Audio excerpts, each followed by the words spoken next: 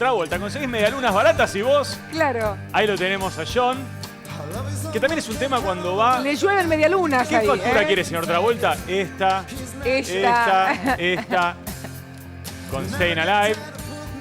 Y bueno, Travolta, de membrillo no, dice el Hombre Araña, No, por favor. Muy esta es la polémica banda de elección sonido de Pulp Travolta. Fiction, estamos escuchando. Exactamente, hablando de Pulp Fiction, ahí lo tenés sosteniendo las medialunas. Y bueno, Travolta ha confundido el clásico meme en castelar. El primero, vamos a empezar.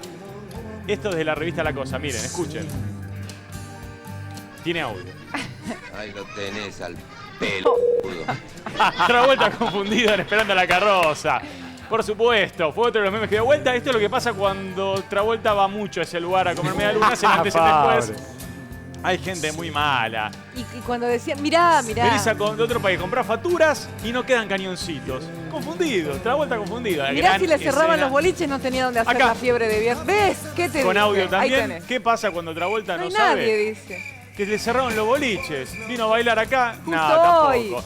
Y tenés a Travolta en retiro que ya dejó las medialunas y buscó un pancho. Ahí lo vemos feliz. Y por supuesto, no podía faltar el ícono de Buenos Aires.